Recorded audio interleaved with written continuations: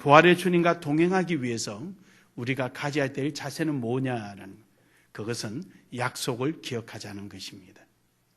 하나님께서 우리에게 주신 약속은 분명히 있는데 우리는 그 약속을 시험지를 받아서서 약속을 한번 적어봐라 그러면은 아마 다 100점을 받을 겁니다.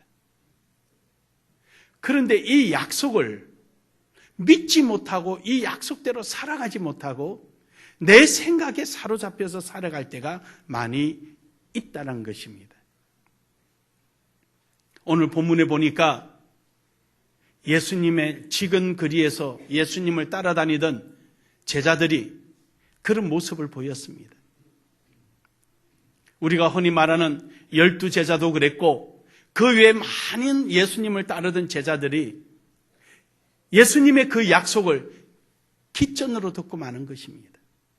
가슴판 깊이 새겨야 될 텐데 예수님의 약속은 온데간데 없고 자기 생각만이 머릿속에 가득 차 있는 것입니다. 예수님께서 십자가 지시고 무덤 속에 들어가시고 3일 만에 부활하셔서 세상에 다시 나오셨는데 예수님을 맞이할, 부활의 주님을 맞이할 사람은 아무도 없는 것입니다.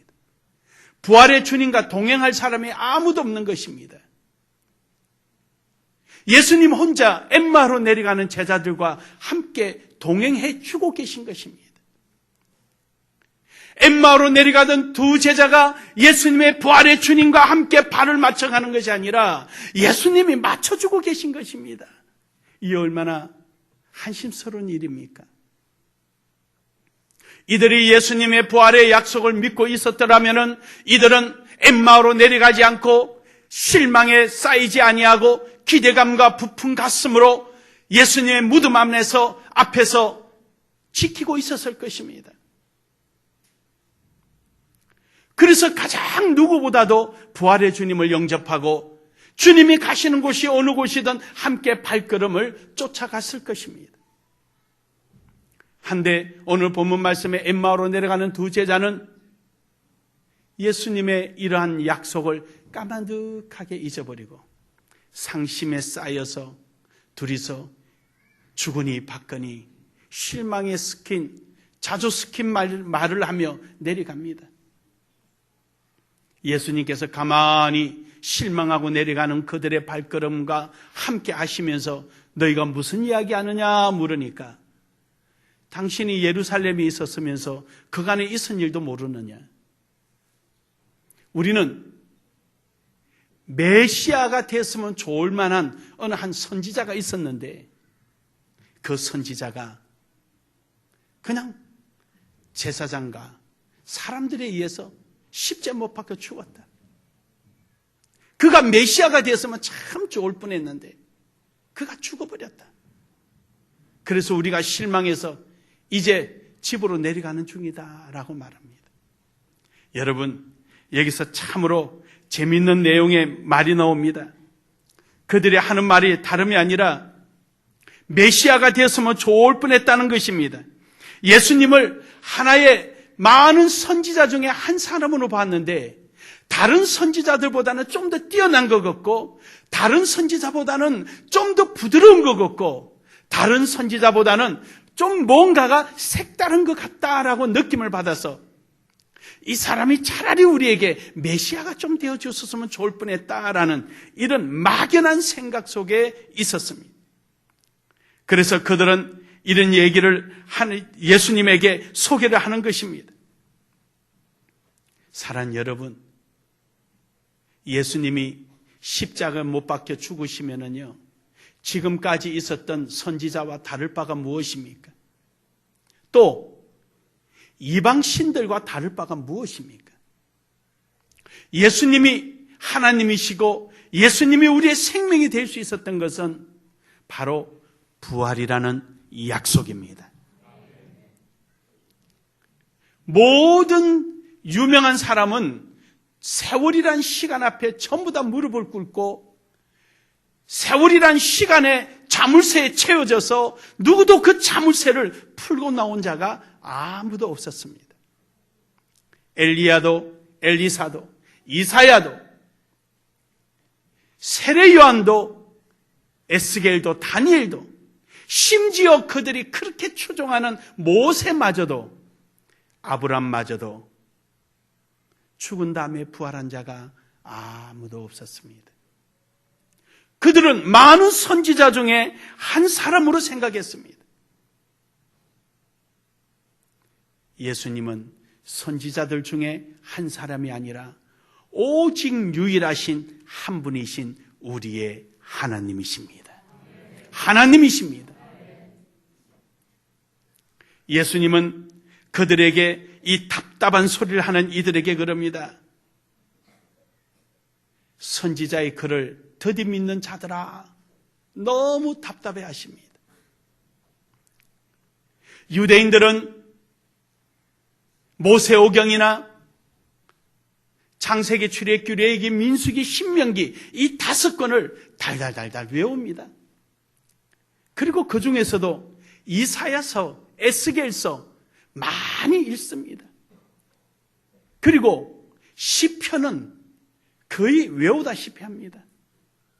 그런데요, 이들이 아무리 성경을 외우고 달달달달 외우고 어려서부터 그 성경만 가지고 생활했지만 믿는 것과 아는 것은 구분이 지어집니다. 이사야서 50장 6절에 보면은요, 이사야 선지자를 통해서 주신 말씀이 나를 때리는 자들에게 내 등을 맡기며 나의 수염을 뽑는 자들에게 나의 뺨을 맡기며 모욕과 침뱉음을 당하여도 내 얼굴을 가리지 아니하였느니라 라고 말합니다. 즉 예수님께서 오늘 본문 말씀에 그럽니다. 선지자의 글을 더디 믿는 자들아, 이미 예수님께서 이 고난과 고초, 십자가라는 고난을 거치고 죽음이라는 과정을 거친 다음에 영광을 받으리라고 그렇게 말씀했는데 이들은 그 사실을 믿지 않았습니다. 아주 더디 믿었다는 말은요, 깊게 생각을 안 했다는 거예요. 깊게 생각하지 않았다. 그냥 성경에 있는 내용 중에 하나구나. 자고 일어나니까 우리 집은 이 성경이 우리 삶의 생활에 교과서처럼 있었구나. 그래서 그냥 이거는 달달달달 읽는 거구나. 막연하게 받아들이고 있었습니다. 우리가 교회를 오고 예수 그리스도를 믿는다고 말을 하면서도 예수님이 우리 살리셨대. 예수님이 하나님이시대. 그냥 막연하게 믿는 거예요. 내 생활 속에서 진정으로 하나님 주시는 이 말씀이 진정으로 우리에게, 나에게 주시는 말씀이라는 나의 말씀이라고 받아들이지 않고 그냥 성경에 그 내용이 쓰여져 있대.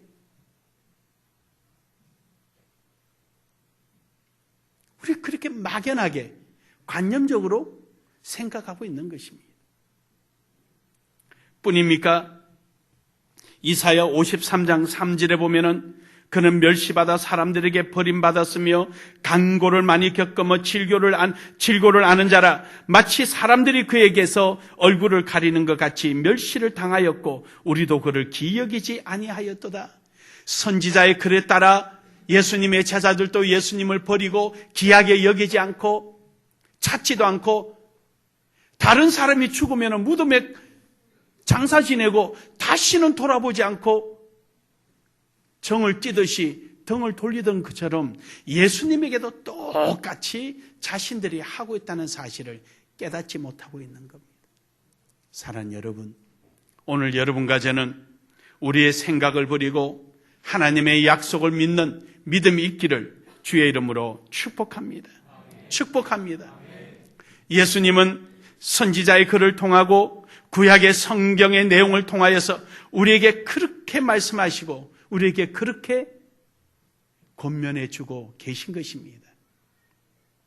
시편에서도 이 말씀이 고스란히 나옵니다.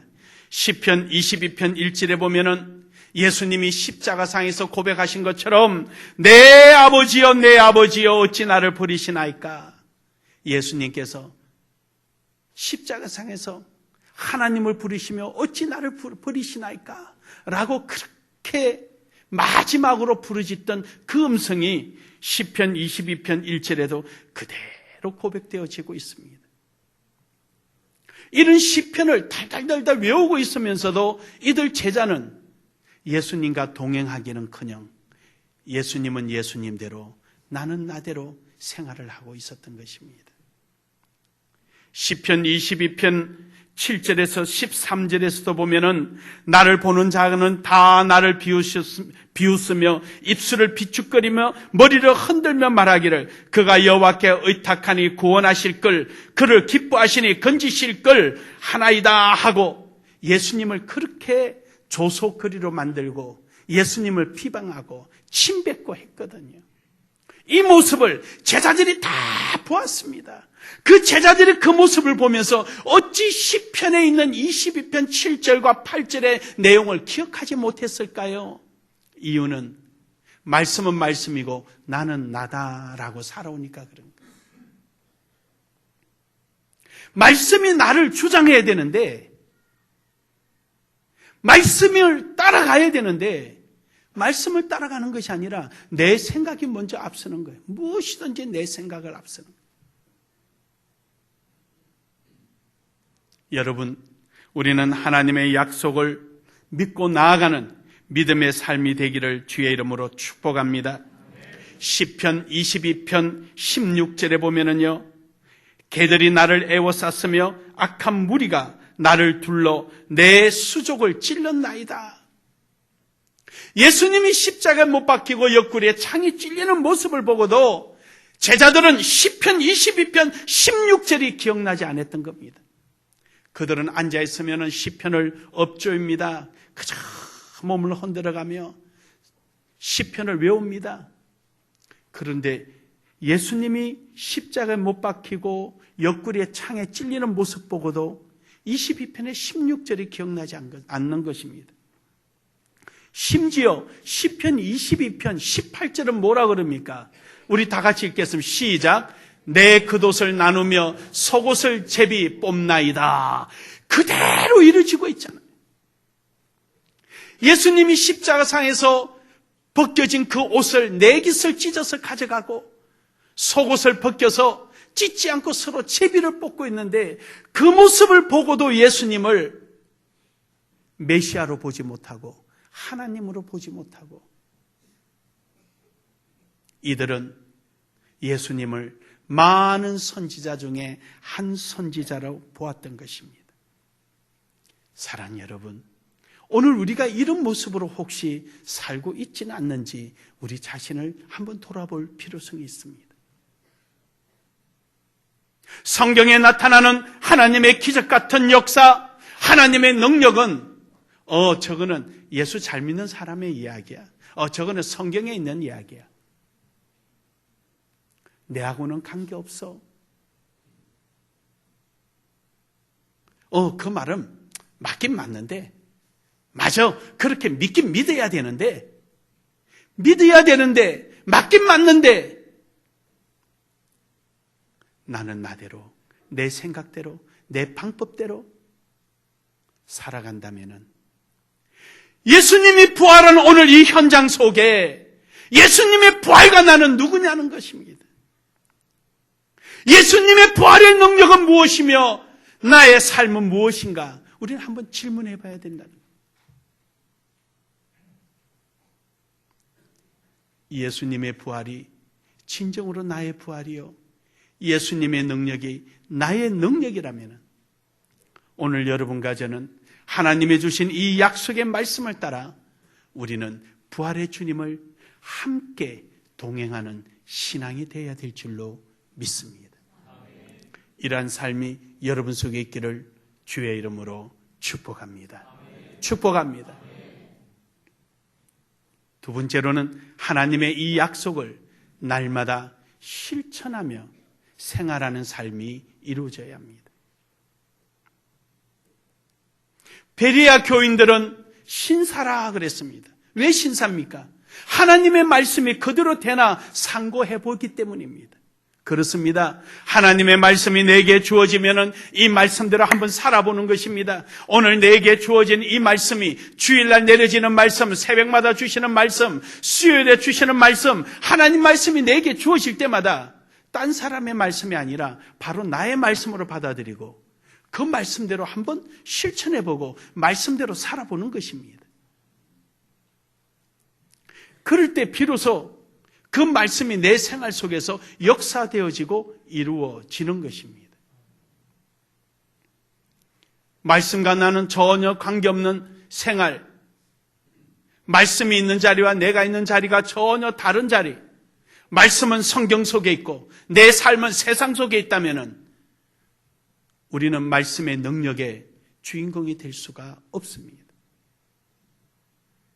하나님의 약속된 길에 서 있을 때 바로 그 자리가 하나님의 능력을 체험하는 자리요, 하나님의 말씀의 약속을 성취하는 자리가 될 것입니다. 하나님과의 약속하기로 했던 그 장소에 내가 머물러 있지 않는다면 결코 하나님의 능력을 만날 수가 없습니다. 사랑하는 여러분, 오늘 여러분과 저는 하나님의 말씀을 날마다 상고하며 하나님 말씀이 내 생활 속에서 역사되어지도록 하나님 말씀대로 한번 살아보는 이런 신앙이 되기를 간절히 소망합니다. 하나님 말씀은 살았고 운동력이 있습니다. 자위의 어떤 날생금보다도 예리하며 영과 혼과 골수를 쪼개기까지 하고 우리의 심중을 감찰까지 하시는 말씀이 능력의 말씀입니다. 그 말씀을 믿고 나아가는 자에게 말씀대로 체험이 이루어지게 되고 말씀대로 하나님의 약속이 내 삶 속에 성취되어지는 것입니다. 누구에게나 똑같이 66권의 말씀이 하나님으로부터 주어졌습니다. 어떤 사람에게 이 말씀의 약속대로 많이 체험되어지고 많이 누려지게 되겠습니까? 말씀대로 살아가는 사람입니다. 말씀은 말씀대로, 내 생활은 생활대로 이원화되어 있고 갭이 있는 사람은 결단코 말씀의 신비로움을 느끼지도 못하고 자랑하지도 못하고 그 말씀에 대하여 흥분도 없을 것입니다. 사랑하는 여러분, 오늘 엠마오로 내려가던 두 제자가 예수님의 부활의 모습을 만나고 나서 이들은 냅다 달려가기를 예루살렘으로 올라가니까 11제자들이 모였습니다. 무덤에 찾아갔던 여인들의 말을 듣고 베드로가 그 무덤 속에 가서 예수님이 시체가 없자 와서 제자들을 불러놓고 지금 이야기하고 있습니다. 그 자리에 이 두 제자가 가서 자기네들이 겪은 것을 이야기합니다. 얼마나 흥분되겠습니까? 얼마나 신이 나겠습니까? 얼마나 확신에 찬 고백이 되겠습니까? 여러분의 삶 속에 얼마만큼 진하고 강한 신앙의 고백이 있습니까? 하나님의 말씀에 대해서 자신 있게 말할 수 있는 하나님의 약속의 말씀은 몇 가지가 됩니까?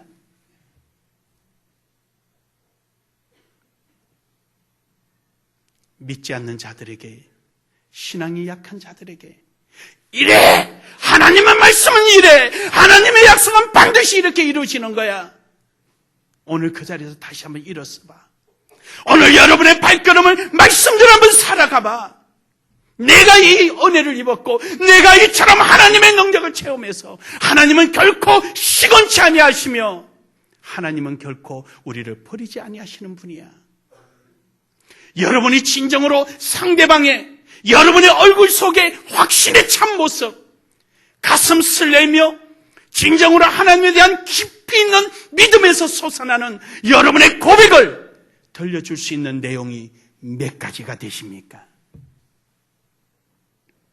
우리는 해마다 맞이하는 부활절날 부활을 찬양하고 주님의 승리가 나의 승리라고 노래하지만 진정으로 여러분의 삶 속에 그런 승리적인 역사는 얼마나 되시는가 한번 손꼽아 보자는 것입니다.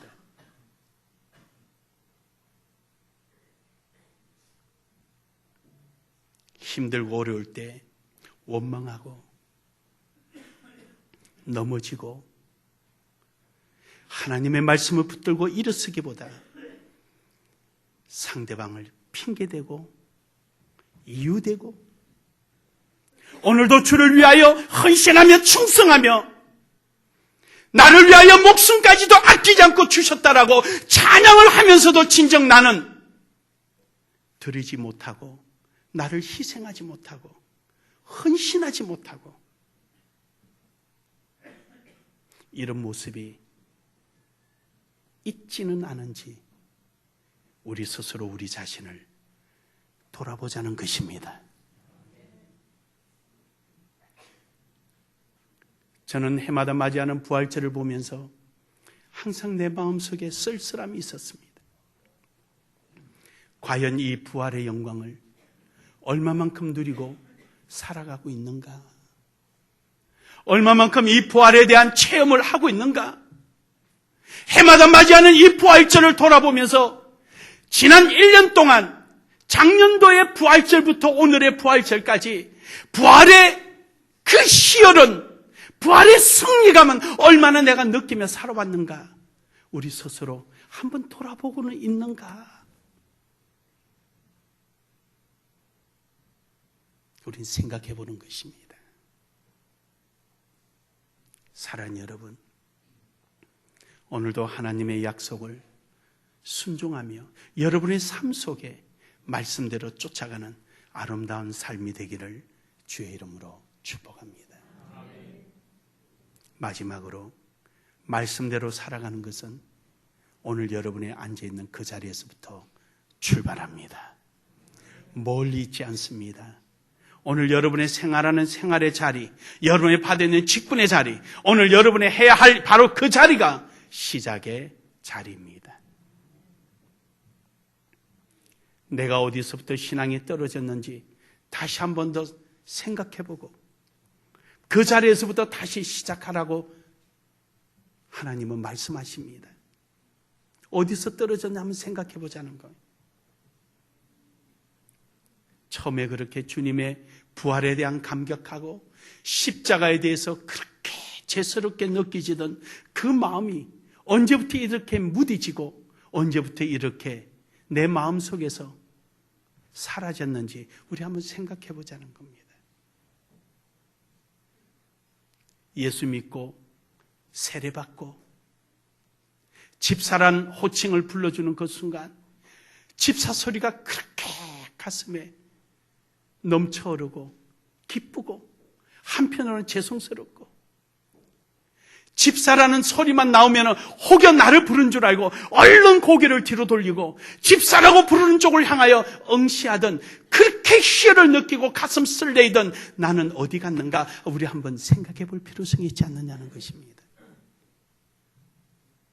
자그마한 일이라도 맡겨줄 때 너무너무 감사하고 누가 알아주든 알아주지 않든 하나님께서 내게 맡긴 일에 대해서 가슴 설레며 어떻게 하든 그 일을 이뤄보려고 몸부림치던 주님을 사랑하던 그 현장이 옅어졌다면, 색깔이 옅어졌다면 여러분 다시 한번 여러분의 희생의 발걸음으로 진하게 흔적을 남기기를 주의 이름으로 축복합니다. 바로 그 자리가 이 순간입니다. 사랑하는 여러분, 여러분의 쉼없는 발걸음, 부활의 주님과 함께하는 발걸음, 이런 발걸음이 되기를 주의 이름으로 축복합니다. 축복합니다. 여러분의 그 발걸음이 또 다른 사람들에게 힘이 되고 증거가 되고 자랑이 되는 여러분의 기이한 신앙이 되기를 축복합니다. 축복합니다.